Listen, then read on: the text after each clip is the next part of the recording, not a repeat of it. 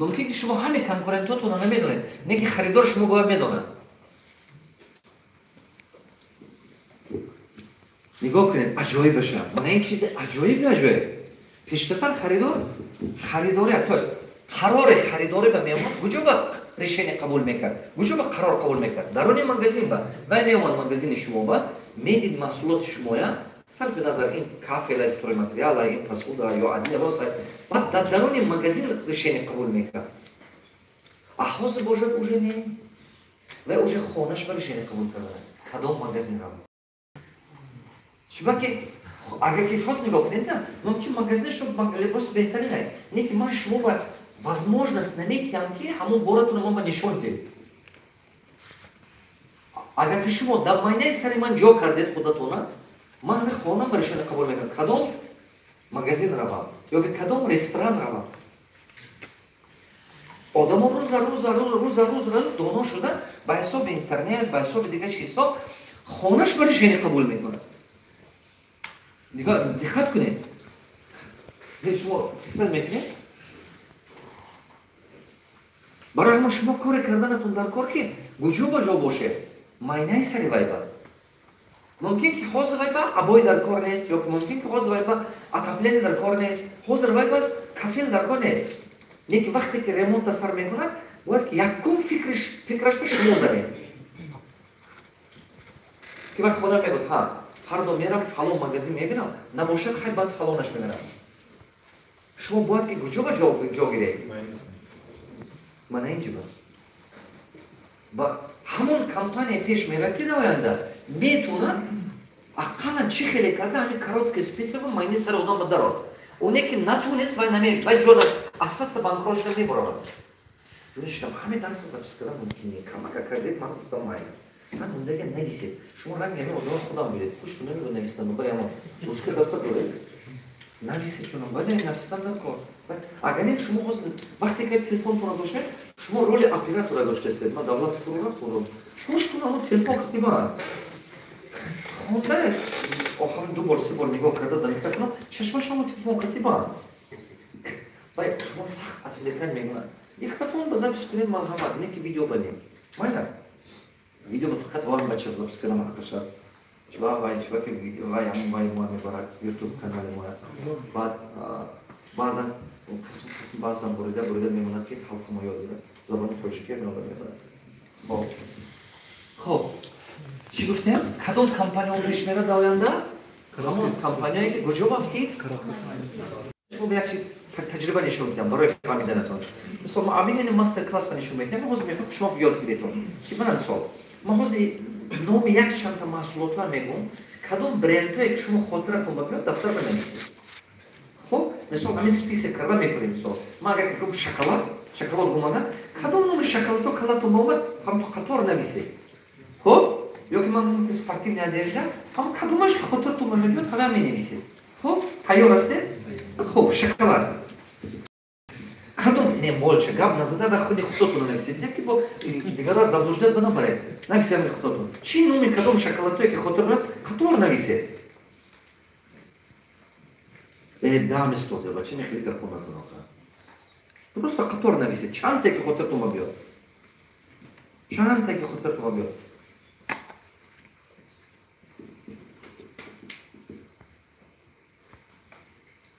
مولچه گاب نزده نپردن در کار نه شما باید گاب نزدید وقتی که کار کرد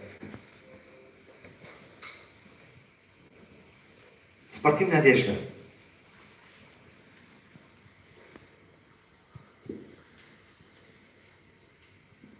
کدوم نوع برندی که خاطرتون بیاد خطور نویسید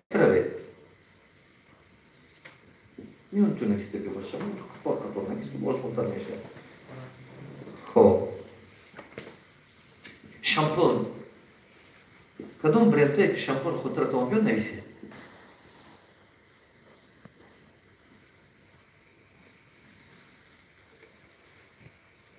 کدومش که خاطرتون بیاد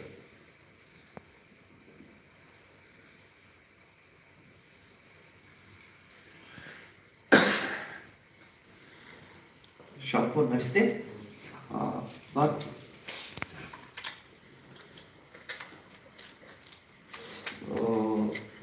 Ваня, жвачка.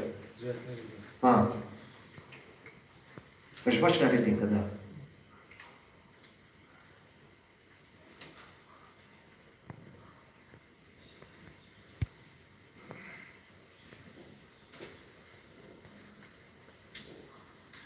Обин ушоке. Обин ушоке.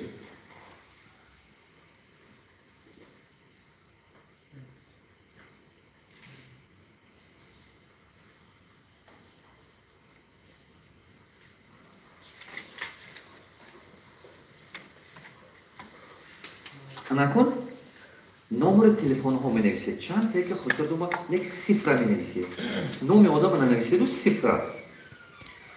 Чанд та номер ке хотя дома биод. Молча.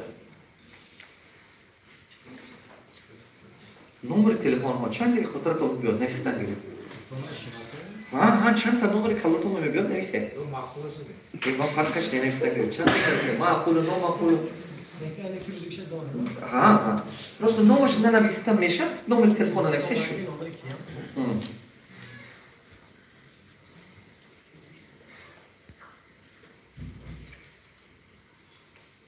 Може интересно, че имейл бе, а хода това.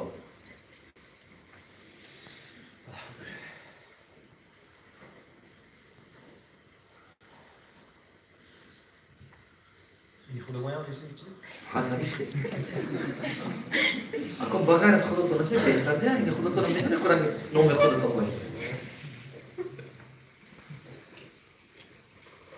И дигара на всеки бека.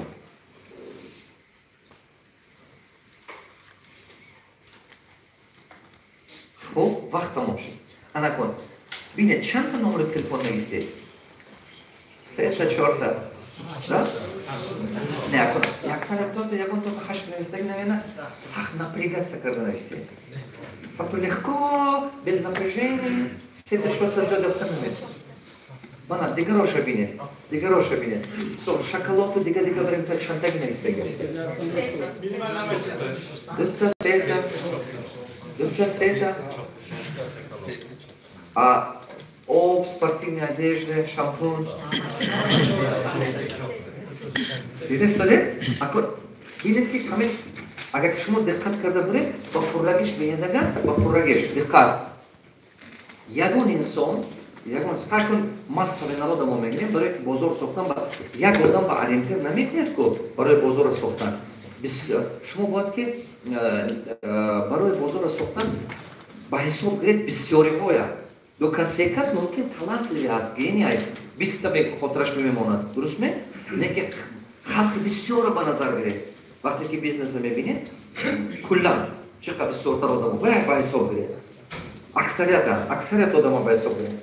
Агар шумо за аксарият одама нигоҳ карда буред, 3 ё 4 айн зиёд карда наметавонад. Ҳар направление ҳаётба. Вай шоколад ҳаст, вай либос ҳаст, вай доро ҳаст, вай мошин ҳаст, вай шампун ҳаст, вай чизе ки набошад. Ин чӣ мазмун дорад?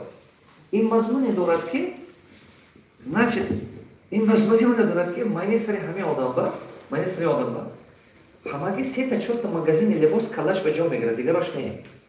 Вақте ки либос харид шуд, ҳамоно ба мерад. Вали ҳамаи 3-4 магазини стройматериал ҷо мегирад, зиёд не. Дигарош не калаш ба намедорад. Ако фаҳмидед? Диққат кунед. Майни сари одамба ҳамин 2-3 ресторан ё кафе мемонад ҷошба. Шаҳрба 50-100 кафе ресторан. Неки сари ба ҳамаги 2-3 мемонад. Ки ма нафаҳмед? Ба анаме мазмуне дорад ки касе ки ҳамон ҷо ба ҷо гиред, ҳар боре ки ҳамин одам ба дар кор шуд, ҳамон ҷо мерад. Фаҳмидтон? Ин як чиз безарур барои маркетинг. Мана мисол, кадоматон дидед ки ҳамин шумо магазин ба медареду, ҳамин қатори магазин ба мумкин чойи хушк. Ҳамин чойи хушк 50 намудай. Не ки шумо ҳамин медаред бо ҳамон чое ки медонед ҳавая гирифта менед. Дуруст ме? Ҳамонеш ки шумо медонед точно, ҳавая гирифта менед. Ё ки мисол шампун, ё зубной паста. Ман он рӯз фикр кардам ки аз соли 97 аст ки ман як зубной паста истифода бурдам. Аз соли 97. یک بار نبار اگر که دارم پای مغازین با همون چیزا نباشد و خیلی تی دیگرش میگم نه که با همه تموم شد با همون خودم بگم کدوم شما همه خیلی رنگی من چیست نگه پخوش است درست نخواهد؟ انا کن این چی رو دارم کدوم وقت با آدم از محصولاتی که عادت کرده گیاد اتکاس کرده همون وقتی که یا که نرخش رو جوه با معقول نشد یا که صفت نشد و که همون صفت با که عادت کرد همون صفت کافته میگردد درست؟ این چی رو دارم؟ همون صفت معنی سرش قبول کرد همون صفت باید به راحت میکنه درست؟ فورم وای هوای میکوبد دیگر صفت به نمیکوبد همون صفت برای وای دلشین وای همون میکوبد هر باره که وای همون میکوبد برای همه خیلی مغازین میدارد وای فکری دیگر کلاش به اوشه همون خانه با даже پسرشش و دخترشش با یک سپیس کرده زد که رفته خرید کرده با نام همون شامپو نمی‌نویسه درست دیده آدم کجا برش اینو قبول میکنه دوشه خانه با انا کو چون کردن نکار چه خیلی کردن باید که نام مغازین شما نام محصولات شما در ماینه سری باید جا گرفت اگر در ماینه سری باید جا گرفت شما در آینده بیزنس شما درآمد میدید اگر در ماینه سری باید شما جا کردن نتونسته شما گارانتی را بانکروت این کار هم تو کردن نمیشه برای این کار کردن پرسنل مارکتینگ زمینه کردن نکن این هم تو کردن یاد نمیگیرید شما 50 سال بزرگ باشین یاد نمیگیرید شما بزرگ باشین فقط سودای همون محصولات یاد میگیرید نه که گندگیش که وای اگر همون کلیم نبیاد کی میتیبه دقت وای نبیاد پیش شما همون کلیم شما با شانس نمیتید که همین محصولات رو معرفی کنید وای چون که خونش برشین قبول کرد فلان جو رفتم وای دیگه جو رفت